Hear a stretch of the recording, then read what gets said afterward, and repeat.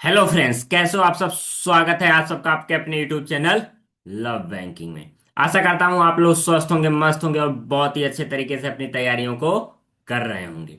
तो हम लोग को पजल में क्या करना है या किन किन बातों का ध्यान रखना है, कौन से वो पांच इंपॉर्टेंट पॉइंट्स होते हैं जिनको हमको पजल में इंप्रूव करना है, तो उन सब पे हमारी बात हो चुकी है कल की क्लास में।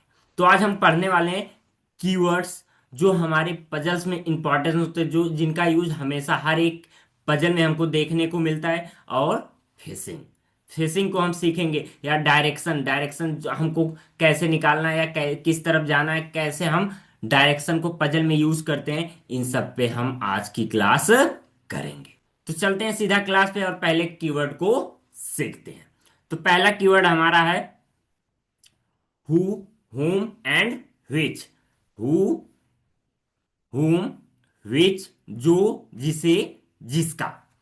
अब इसका मतलब क्या होता है जब इनका यूज होता है हमारे पजल में, तो इसका मीनिंग क्या होता है यहां पे दिया गया है, क्या बोला है।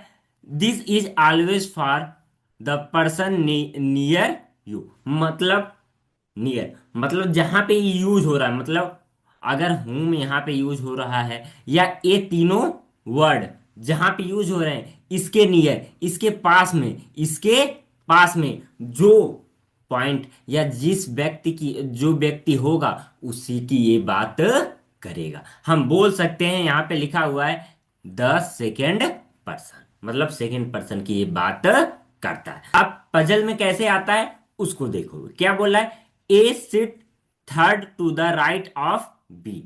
A sit third to the right of B. हम हमेशा नॉर्थ लेके चलेंगे डायरेक्शन, जब तक कि हमको पजल में बोलेगा नहीं या पजल आएगा नहीं, तब तक हम हर एक को नॉर्थ के अकॉर्डिंग ही सेट करेंगे। तो ये क्या बोला है, A sit third to the right of B, मतलब बी के राइट में थर्ड कौन है, ए।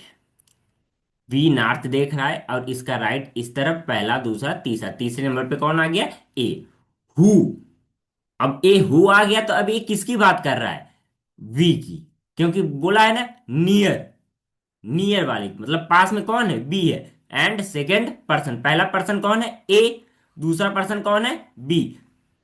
तो यहां पे किसकी बात किया, सेकेंड पर्सन की, तो बी की बात कर रहा है।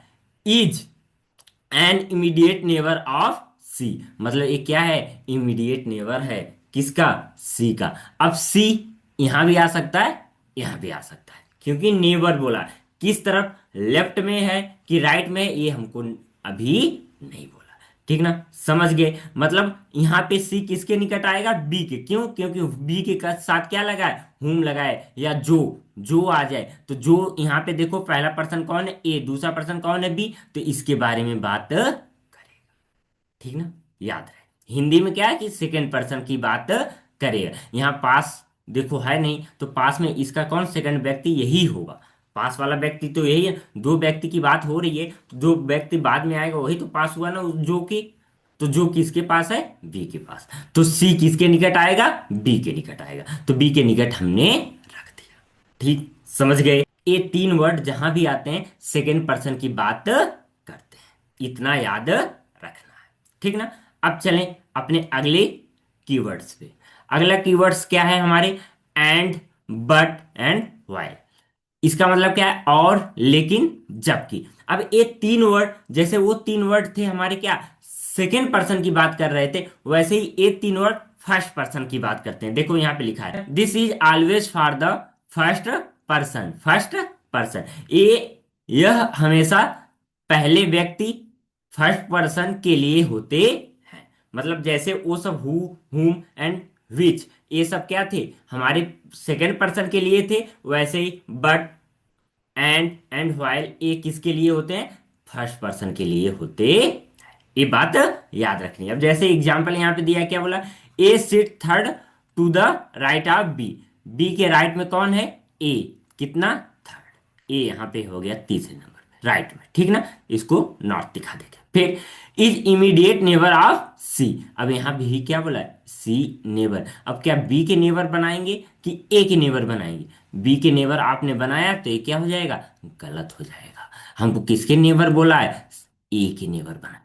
क्यों, क्योंकि और बोला है, जो नहीं बोला है। जो बोलता तो हम क्या करते, वी के आसपास लगाते, लेकिन यहाँ पे और बोला है तो ये किसी किसके पास आएगा, ए के पास, या तो राइट में आ जाएगा या तो लेफ्ट में आ जाएगा, ये कंफर्म। ठीक है। कौन कौन, हु, हुम एंड विच, ये फर्स्ट सेकेंड पर्सन की बात करते हैं, और बट एंड ये सेकेंड पर्सन की बात करते हैं।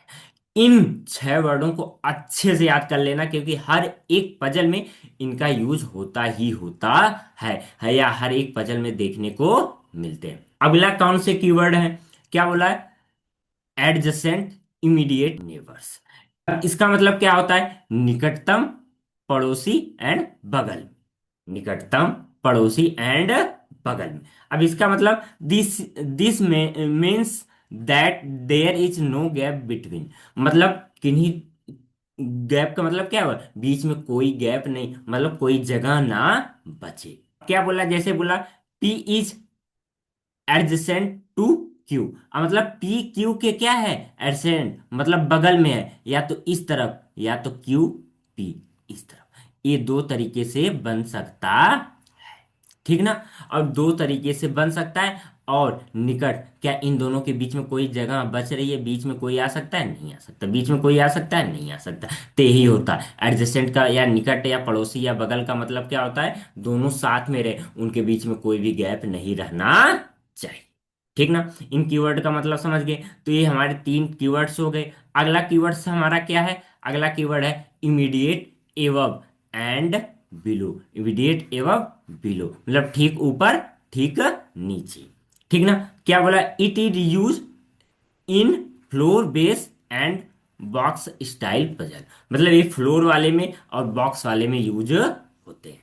अब इसको यूज कैसे करते हैं, उसके लिए देखो यहाँ पे एग्जांपल क्या दिया है, box X is place immediately above box Y, मतलब मान लो एक बॉक्स हैं, दो दो बॉक्स हैं, तो क्या बोल रहा है, x is place immediate ever, ever मतलब ऊपर है, एक्स क्या है ऊपर है, इमीडिएट ऊपर किसके, वाई के, मतलब वाई के जस्ट ऊपर कौन है, एक्स है, या हम बोल सकते हैं वाई के जस्ट ऊपर कौन है, इमीडिएट ऊपर मतलब ठीक ऊपर, जस्ट ऊपर मतलब उन दोनों के बीच में भी कोई नहीं आएगा, आप ये भी बोल सकते, ठीक ना। अगर यही इमीडिएट नीचे बोलता तो क्या बोलते, वाई इसके ठीक नीचे एक्स, ऐसे बोल देते, ठीक ना। ये हो जाता है इमीडिएट बिलो का, और ये इमीडिएट ऊपर, एक्स जब इमीडिएट ऊपर रहे और एक्स जब इमीडिएट नीचे रहे, समझ गए। Immediate above and immediate below का मतलब ठीक ऊपर या ठीक नीचे, ठीक ऊपर या ठीक नीचे, मतलब उनके बीच में कोई और नहीं आएगा। ठीक, आगे चलें। ये हमारे क्या है, कीवर्ड्स हैं जो हर एक पजल में आपको देखने को मिलेगा जब हम लोग पजल कर रहे होंगे। एक और क्या होता है, ओनली, ओनली मतलब केवल, मतलब अकेला या केवल कोई एक पर्सन की बात कर रहे हो। इट फिक्स द नंबर और पोजीशन, क्या बोला है, यह संख्या या स्थान को ठीक कर देता है या फिक्स कर देता है, यहाँ ठीक नहीं करे, ठीक मत लिखिए, मतलब फिक्स कर देता है, ठीक ना।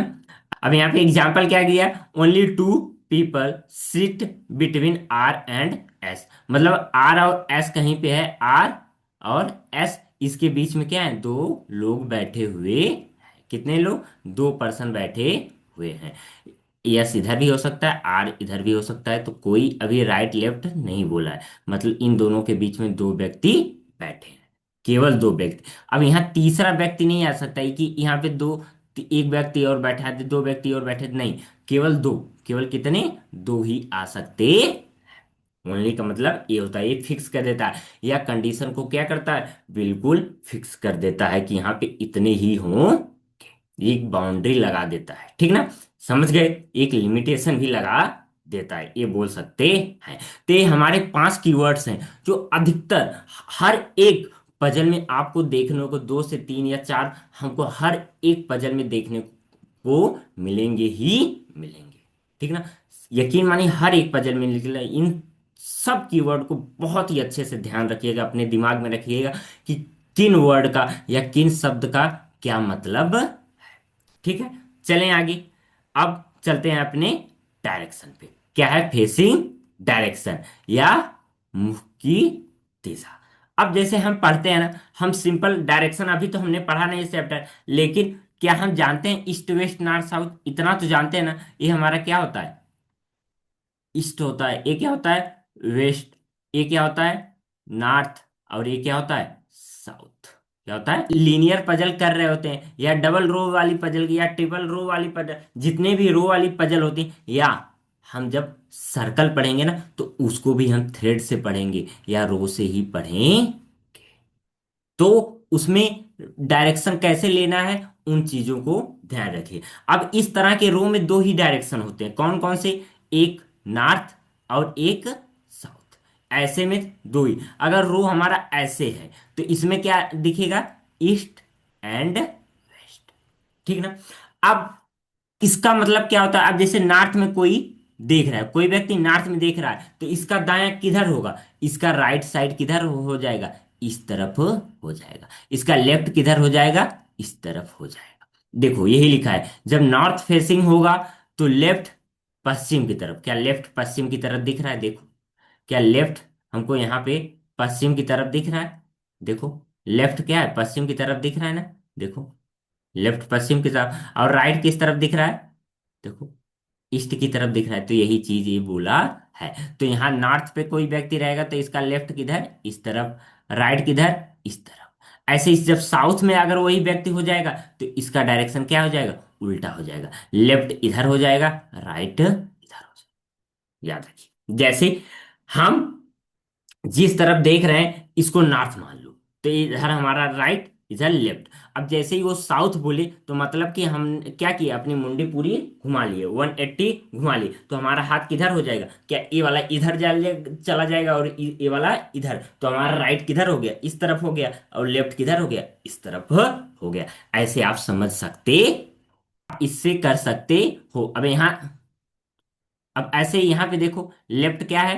पूरब की ओर। क्या लेफ्ट पूरब की ओर दिख रहा है? देखो, लेफ्ट है ना पूरब की ओर। और राइट क्या है? पश्चिम की ओर। क्या राइट पश्चिम की ओर है? बिल्कुल। तो ऐसे हम क्या करते हैं? अपने डायरेक्शन या किसी व्यक्ति को, अभी क्या आया था? डायरेक्शन यही तो बोला था ना, बी के राइट में तीसरा कौन है? बी के राइट में तीसरा कौन है? ए। तो क्या बी को मैंने बोला था कि नॉर्थ की तरफ दिखाया मैंने?